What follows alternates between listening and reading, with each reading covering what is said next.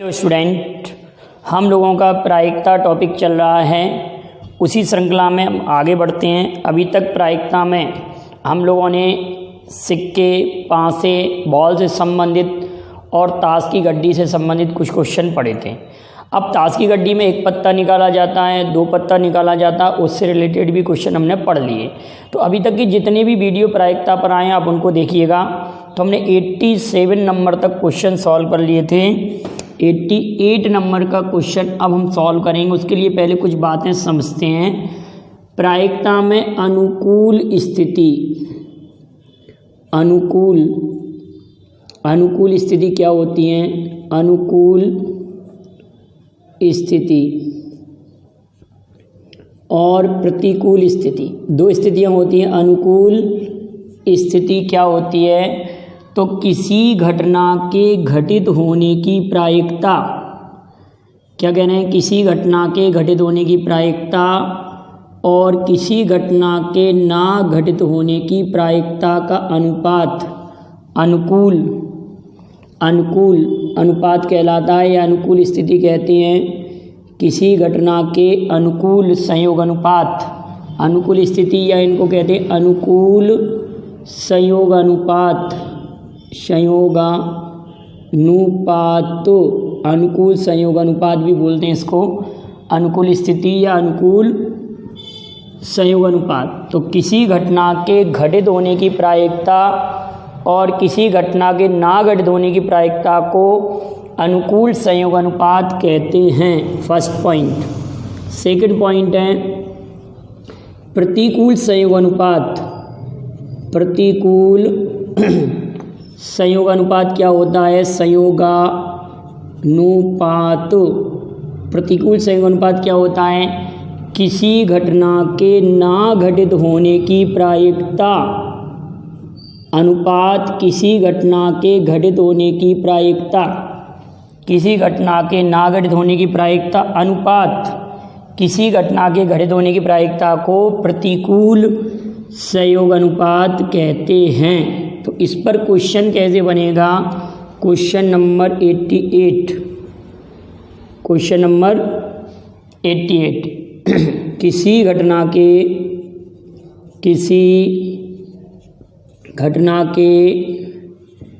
घटित होने की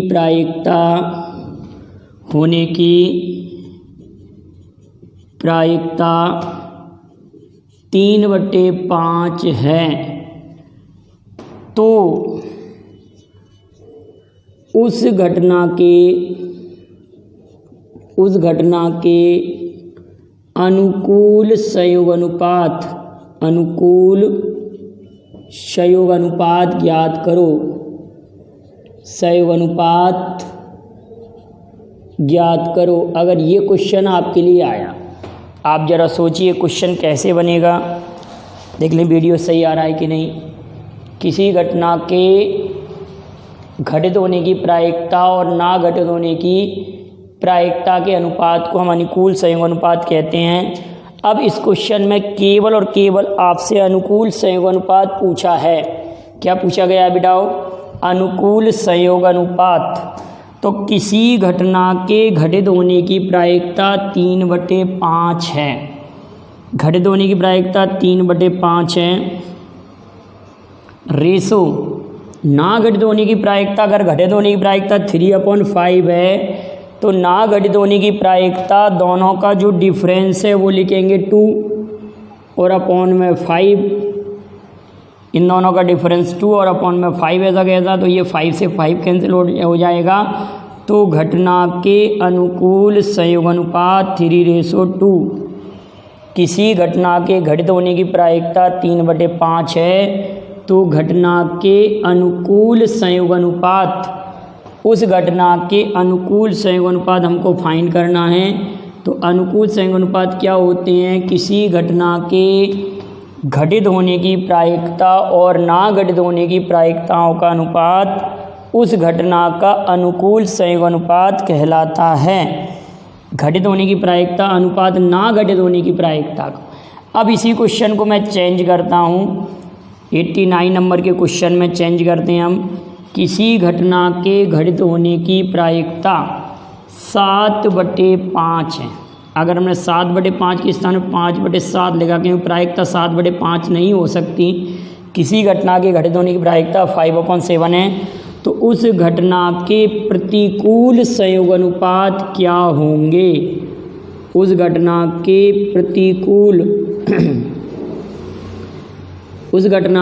प्रतिकूल संयोग अनुपात क्या होंगे? ये क्वेश्चन आपसे पूछा जा रहा है।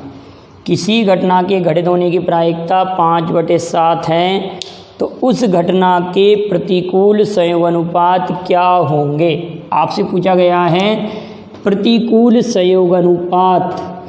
तो आप ये कहेंगे कि प्रतिकूल संयोग अनुपात का अर्थ है किसी घटना के ना घटित होने की प्रायिकता, किसी घटना के ना घटित होने की प्रायिकता और किसी घटना के घटित होने की प्रायिकता का जो अनुपात होता है उसको हम प्रतिकूल संयोग अनुपात कहते हैं। तो ये घटित होने की प्रायिकता है 5/7 और दोनों का जो डिफरेंस होगा वो 2 होगा, 2/7। तो ये प्रतिकूल ना घटित होने की प्रायिकता है और ये घटित होने की प्रायिकता है। दोनों का जो रेशो बनेगा 2:5। तो ये घटना का प्रतिकूल संयोग अनुपात हो जाएगा, किसी घटना का प्रतिकूल संयोग अनुपात। अगर क्वेश्चन अपोजिट दिया हो, क्वेश्चन कैसे दिया हो 89 के बाद में, अब देखिए, अगर मैं ये कहता कि किसी घटना के अनुकूल संयोग अनुपात A अनुपात B है, दो बातें और नोट करेंगे। किसी घटना के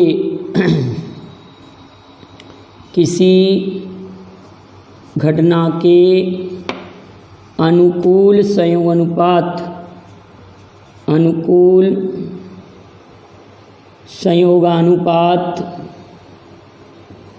A अनुपात B हैं,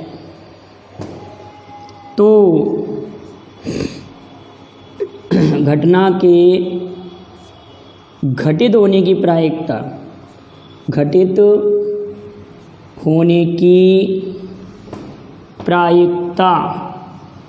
घटना के घटित होने की प्रायिकता अगर किसी घटना के अनुकूल संयोग अनुपात A/B हैं, क्या दिया बेटाओ?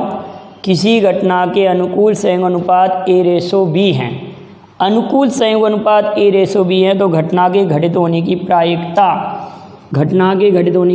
हो जाएगी A/A+B। घटना के घटित होने की प्रायिकता हो जाएगी A/A+B। अगर हमारे लिए अनुकूल संयोग अनुपात A/B दिए हैं तो घटना के घटित होने की प्रायिकता A/A+B होगी। अगला पॉइंट हम लिख रहे हैं, यदि किसी घटना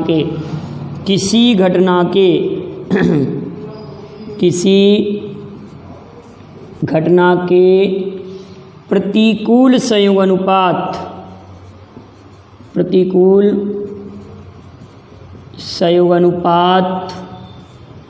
A/B है, प्रतिकूल संयोग अनुपात A/B हैं, तो घटना के घटित होने की प्रायिकता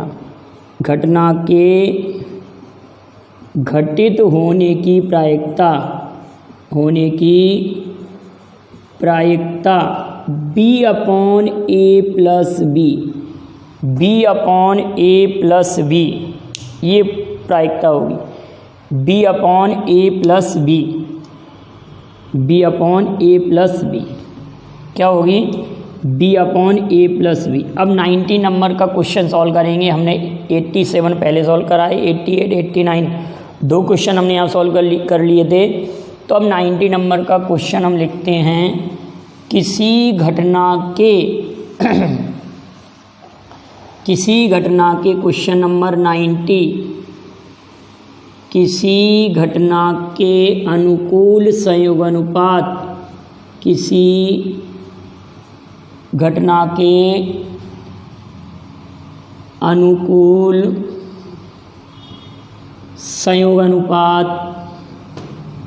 संयोग अनुपात 3:5। तो घटना के घटित होने की प्रायिकता क्या होगी। आप समझ आ रहे हैं कि अनुकूल संयोग अनुपात जब हमारे क्वेश्चन में दिए हैं, किसी घटना के अनुकूल संयोग अनुपात 3:5 हैं, तो उस घटना के घटित होने की प्रायिकता 3/8 हो जाएगा। क्या हो जाएगा? घटना के घटित होने की प्रायिकता 3/8 हो जाएगी। 3a और दोनों का सम नीचे डिवाइड कर देंगे, 3/8। क्लियर। 91 नंबर का क्वेश्चन, किसी घटना के अनुकूल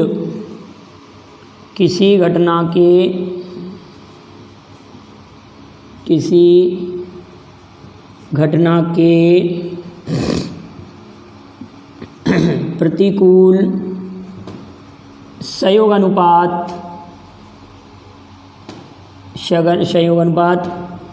8/3 है, तो घटना के घटित होने की प्रायिकता क्या होगी। घटना के घटित होने की प्रायिकता। यहाँ पर हमें प्रतिकूल संयोग अनुपात दिए इस क्वेश्चन में, आप समझ रहे हैं, बड़े ध्यान से समझिए। प्रतिकूल संयोग अनुपात और घटना के घटित होने की हमको प्रायिकता फाइंड करना है। To be find probability of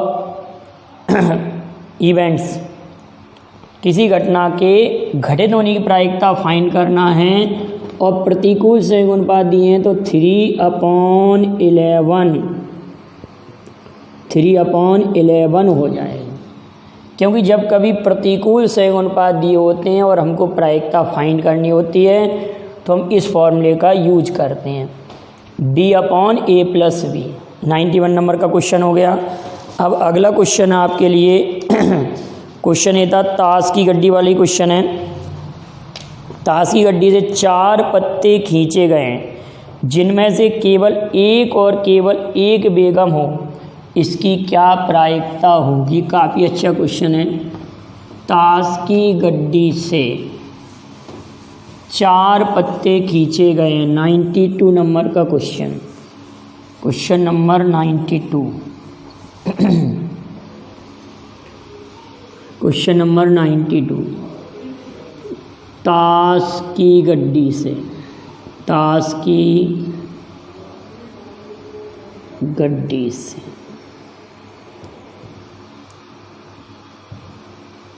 4 पत्ते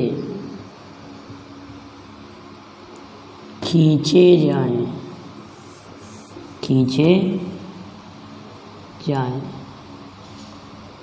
तो एक और केवल एक बेगम होने की क्या प्रायिकता होगी।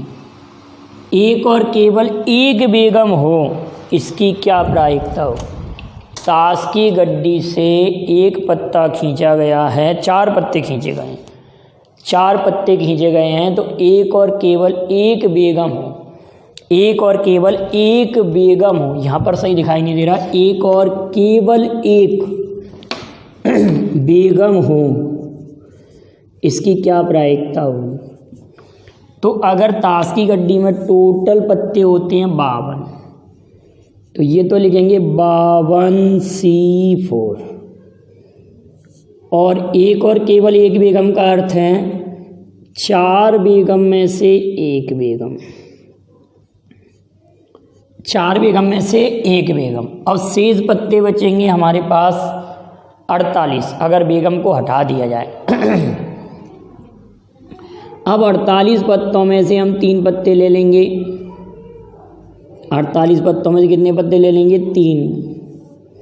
क्लियर है कि नहीं? एक और केवल एक ताश की गड्डी से 4 पत्ते खींचे जाएं तो एक और केवल एक बेगम होने की क्या प्रायिकता होगी?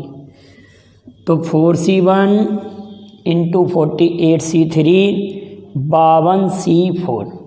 इसको आप सॉल्व कर लें तो आंसर आ जाएगा। वैसे तो कॉम्पिटिटिव एग्ज़ाम में ये क्वेश्चन का आंसर इतना ही दिया था, ऑप्शन में यही ऑप्शन दिया था, तो आपका आंसर यही टिक हो जाए। क्लियर है कि नहीं? अगला क्वेश्चन देखते हैं। नेक्स्ट क्वेश्चन, अगला प्रश्न है, ए 75% मामलों में सच बोलता है। क्वेश्चन नंबर 93, बहुत अच्छा क्वेश्चन है। ए 75% मामलों में सच बोलता है, मामलों में सच बोलता है, सच बोलता है। ये 75% मामलों में सच बोलता है और बी 60% और भी 60% मामलों में सच बोलता है।